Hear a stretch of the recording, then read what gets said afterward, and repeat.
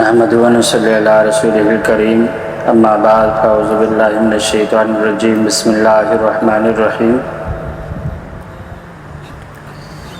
لن يستنكف المسيح ان يكون عبدا لله ولا الملائكة المقربون صدق الله العظيم وصدق رسوله النبي الكريم ونحن على ذلك لمن الشاهدين والشاكرين والحمد لله رب العالمين۔ میرے عزیز دوستوں اور بزرگوں، آج بیٹھے بیٹھے کتاب پڑھ رہا تھا تو اس میں ایک واقعہ ذہن سے سامنے آیا، تو چونکہ ہماری اسی لائن سے منسلک ہے تو اس لیے آج اسی سلسلے میں بات کرنی ہے۔ ماشاءاللہ آپ لوگ جس لائن سے منسلک ہیں، ہم تو اس کے صرف شروع کے طالب علم ہیں۔ اللہ تبارک و تعالیٰ آپ کو مزید ترقی عطا فرمائے۔ اس لائن کے بہت سارے آداب ہیں، ان آداب میں سے بس ایک ہی آج عرض کرنی ہے، وہ یہ ہے کہ اپنے آپ کو انسان کم سے کم تر سمجھے، اپنے اندر غرور، تکبر، بڑائی کو کسی صورت میں آنے نہ دے۔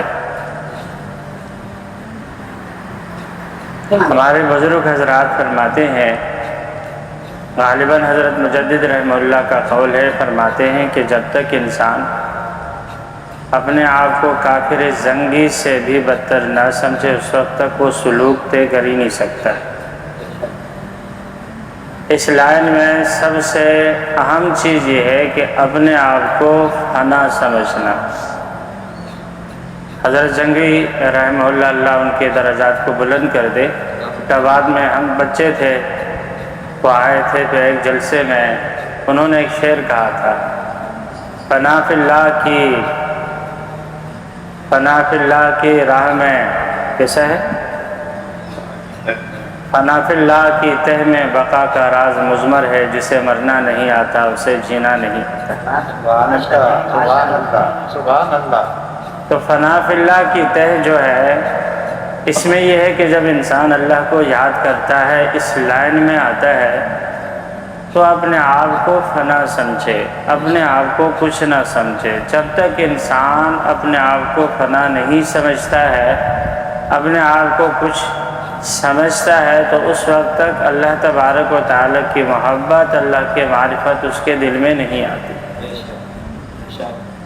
اول تو ہم لوگ انتہائی سستی کرتے ہیں تلاوت میں، ذکر اذکار میں، گناہوں سے بچنے میں ہم کچھ نہیں کر پاتے۔ البتہ جو تھوڑا بہت ہم سے اللہ تبارک و تعالیٰ کام کروا لے، توفیق ہمیں اللہ تبارک و تعالیٰ دے دے، تو اس کے بعد ہم اس پہ اترائی نہیں، اپنے آپ کو بڑا نہ سمجھیں۔ جو کچھ ہوتا ہے یہ من جانب اللہ ہوتا ہے۔ یقین جانیے مجھ سمیت ہم میں سے جتنے طالب علم یہاں پہ آتے ہیں تو سب اللہ توفیق دیتے ہیں تو تب آتے ہیں۔ جہاں اللہ تبارک و تعالیٰ توفیق چھین لے تو ہمارا آنا مشکل ہو جائے۔ اس لائن کے اندر کمال کے لیے ضروری ہے کہ انسان اپنے آپ کو بے کمال سمجھے۔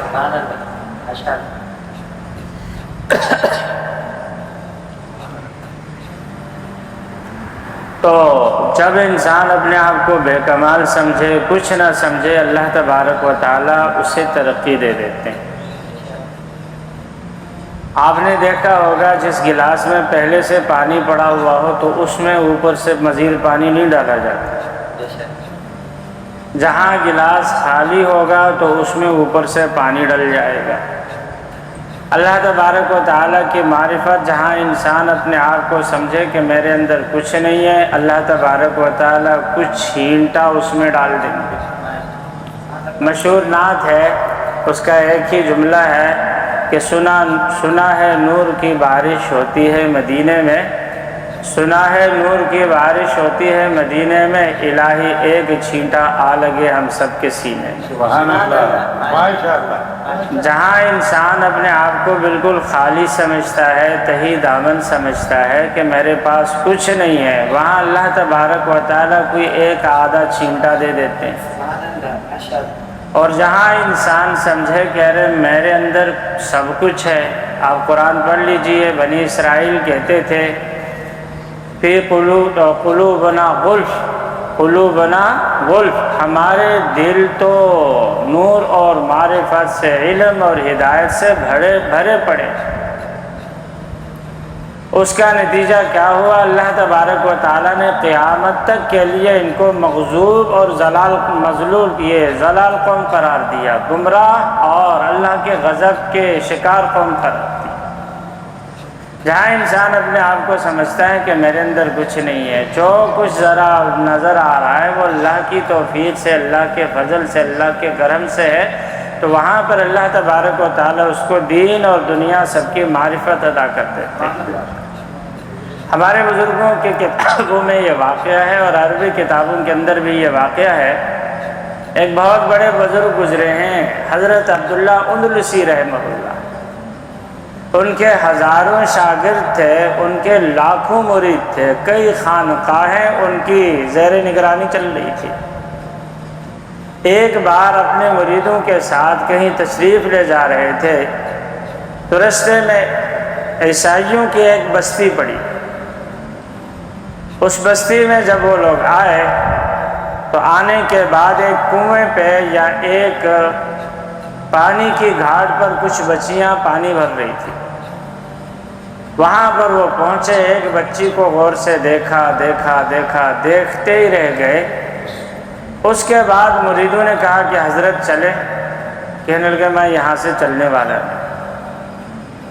بولے حضرت کیا ہو گیا آپ کو، چلے ہمارے ساتھ، آگے ہم نے فلاں بستی میں جانا ہے دین کی تبلیغ کے لیے، وہاں پر کام کرنا ہے۔ کہنے لگے بھائی میرے کو یہیں پہ چھوڑ دو، تم لوگ چلے جاؤ، اس بچی کو جب تک میں حاصل نہ کروں میں یہاں سے آگے جانے والا۔ بہرحال آخر بڑی مشکل سے وہ مرید روتے ہوئے وہاں سے چلے گئے۔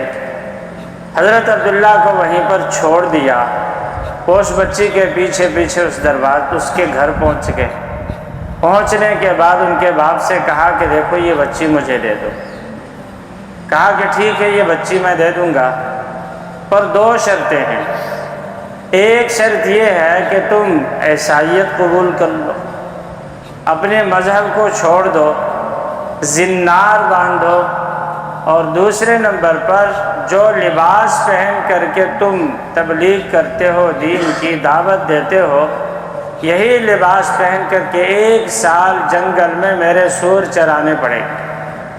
اس نے کہا دونوں شرطیں قبول۔ اسلام کو چھوڑ دیا، وہی لباس پہن کر کے سوروں کو چرانے لگ گیا۔ کہا کہ 1 سال کے بعد پھر یہ بچی جب شرط تم پوری کر لو گے تو پھر بچی تمہارے نکاح میں ہوگی۔ وہ سور چرانے لگ گئے۔ کچھ عرصے کے بعد ان کے مریدین بیچارے بھی مسلسل آہوازاری کرتے روتے رہے۔ کچھ عرصے کے بعد وہ لوگ کہنے لگے یار حضرت صاحب کی طبیعت دیکھنی چاہیے، پوچھنی چاہیے۔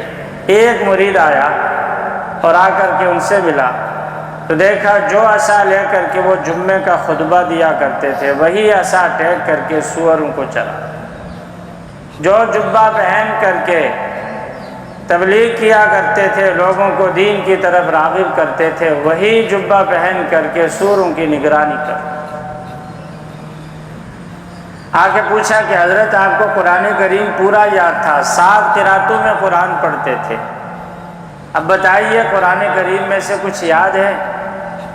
کہنے لگے کہ بھائی ایک آیت کے علاوہ کچھ نہیں یاد۔ پوچھا کون سی آیت؟ تو آیت پڑھنے لگے وَمَن يُضْلِلِ اللَّهُ فَلَا هَادِيَ لَهُ، جسے اللہ گمراہ کر دے اس کو کوئی ہدایت نہیں دے سکتا۔ پوچھا کہ حضرت آپ درس حدیث دیا کرتے تھے، حدیثیں کچھ یاد ہیں آپ کو؟ تو ہزاروں حدیثیں یاد تھے، حافظ الحدیث تھے۔ کہنے لگے بھائی یہ ساری بھول گیا ہوں، ایک حدیث یاد ہے۔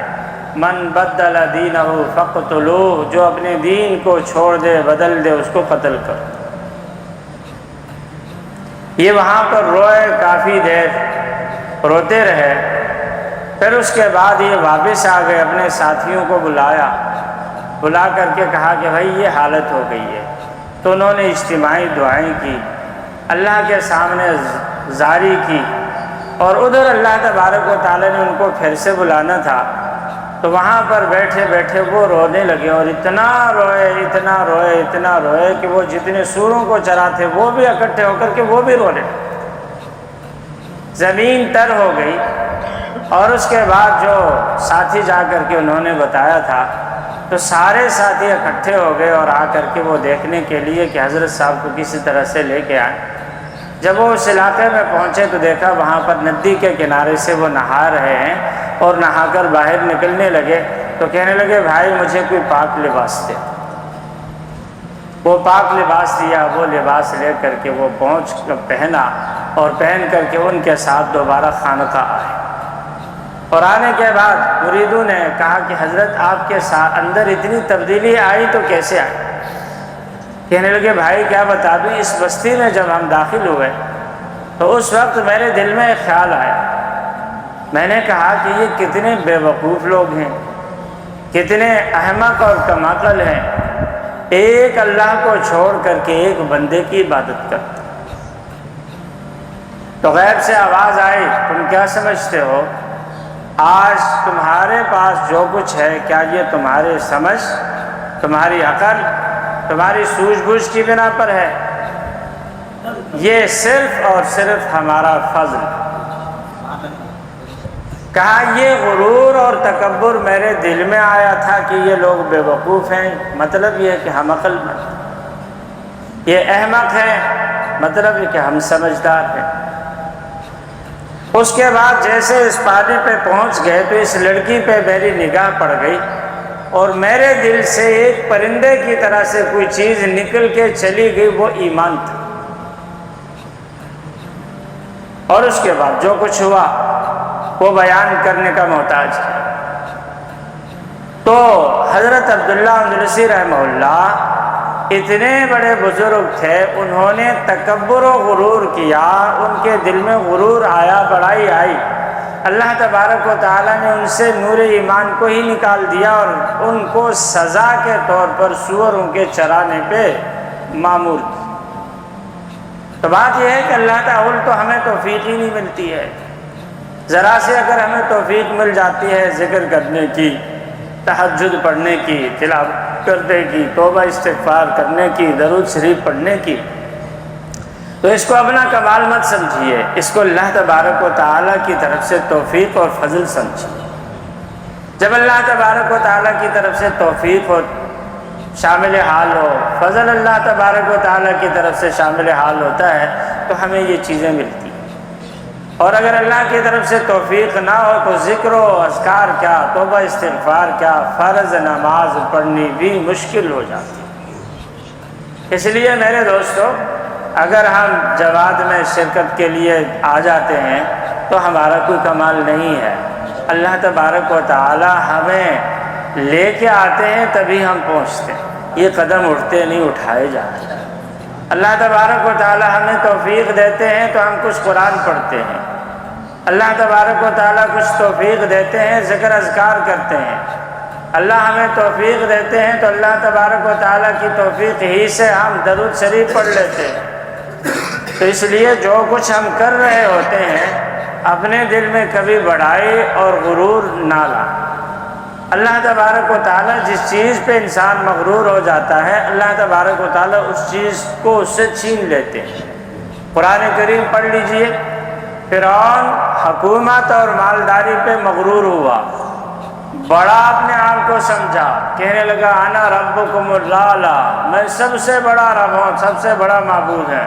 اللہ تبارک و تعالی نے ایک تو اس سے حکومت چھین لی، وَكَذَلِكَ وَرَثْنَاهُمْ قَوْمًا آخَرِينَ، اللہ فرماتے ہیں مصر میں ساری قبطیوں سے حکومت چھین کر کے ہم نے دوسری قوم بنی اسرائیل کو دے دی۔ ایک تو اللہ تبارک و تعالی نے حکومت ان سے چھین دی، مال و دولت ان سے چھین لیا، محلات اور باغات کو ان سے چھین لیا، اور دوسرے نمبر پر اللہ تبارک و تعالیٰ نے اسے قیامت تک کے لیے ایسا ذلیل کر دیا کہ ممی بنوا کر کے مصر کے عجائب گھر میں رکھوا دیا کہ اس نمونے کو دیکھو جو آج اپنے اوپر بیٹھی ہوئے مکھی کو نہیں اڑا سکتا ہے، اس نے کہا تھا کہ میں سب سے بڑا ہوں۔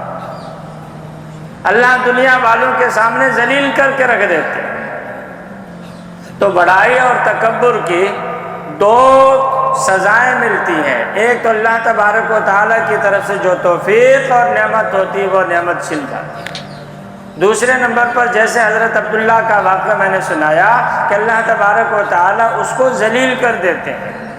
اس لیے اللہ جس کو جتنی توفیق دے دے، اللہ کا جب انسان شکر ادا کر لے گا، لَئِن شَكَرْتُمْ لَأَزِيدَنَّكُمْ، اللہ اس کو اور بڑھا دے۔ اور جہاں انسان شکر کے بجائے تکبر و غرور پہ آ جائے کہ ارے بھائی یہ تو ہم کر رہے ہیں، وہ تو ہم کر رہے ہیں، ہم تو اتنے ہو گئے، ہم تو اتنے ہو گئے، وہاں اللہ تبارک و تعالیٰ پھر دو سزائیں دے دیتے ہیں، ایک تو اس سے وہ نعمت چھین لیتے ہیں، دوسرے نمبر پر دنیا کے سامنے اس کو ذلیل کر دیتے ہیں۔ اللہ تبارک و تعالیٰ ہم سب کو صبر و شکر کے ساتھ اس راستے پہ چلنے کی توفیق عطا فرمائے۔ وآخر دعوانا